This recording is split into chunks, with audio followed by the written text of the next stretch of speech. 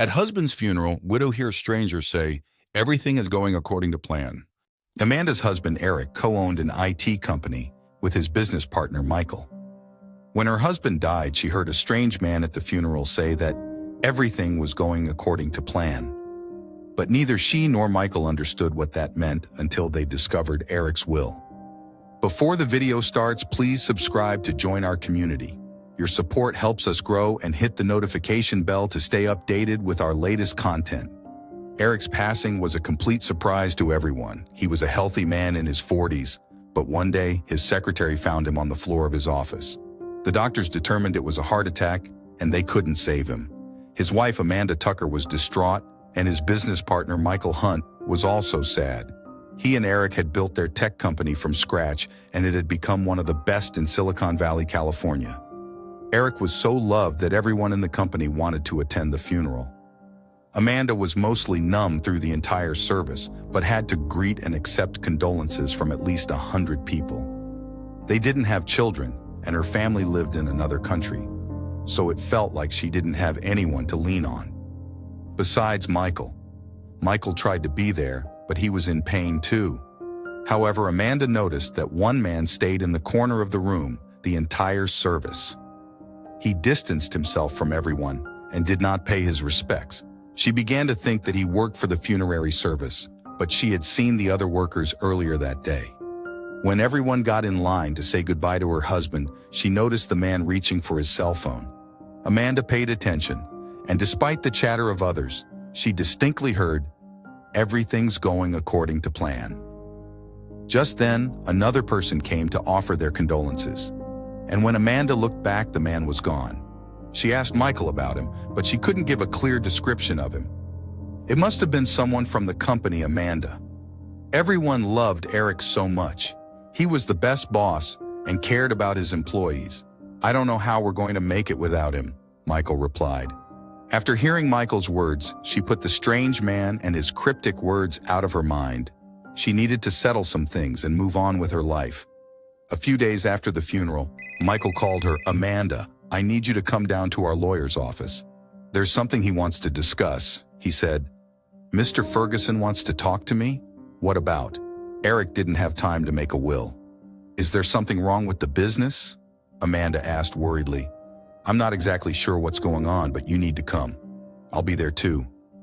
"Something's happening," Michael added mysteriously.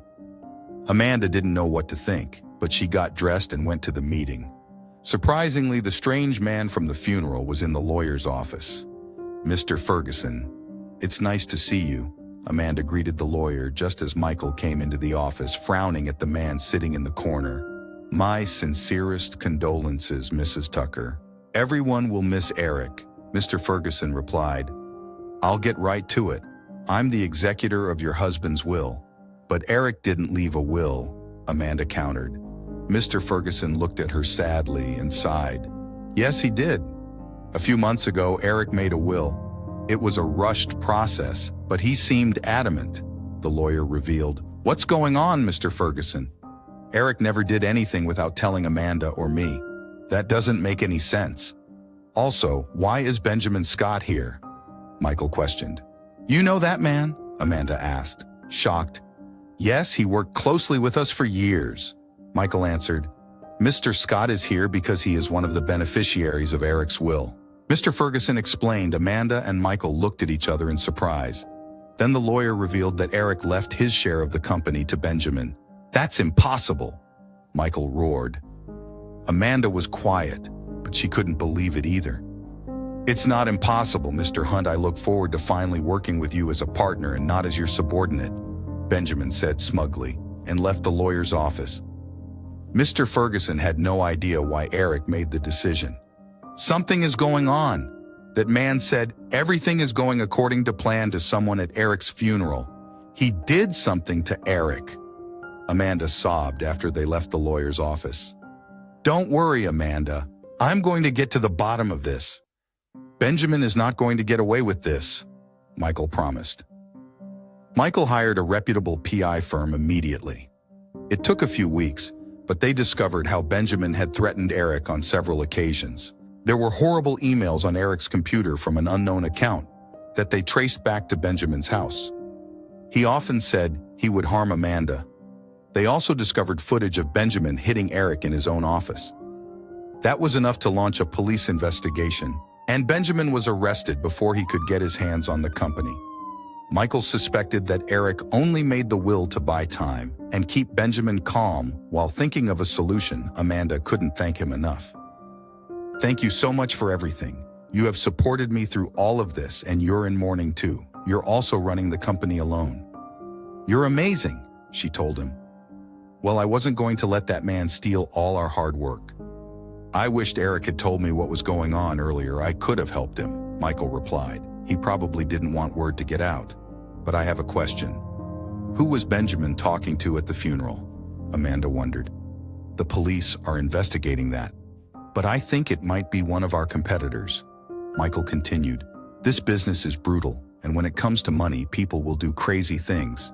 Benjamin eventually gave out the name of his accomplice, and the cops arrested him. Michael was right, as it had been someone important from a competing corporation. He tightened security after that, and fired anyone they suspected to be in cahoots with these people. Meanwhile, Amanda received Eric's shares of the company, which Michael managed. The business continued to grow, and they never had to worry about Benjamin again. What can we learn from this story? Beware of your employees. You never know who has bad intentions and might want to steal your company. Trust your instincts. Amanda knew something was wrong when she heard Benjamin's words at the funeral, but she forgot about it too soon.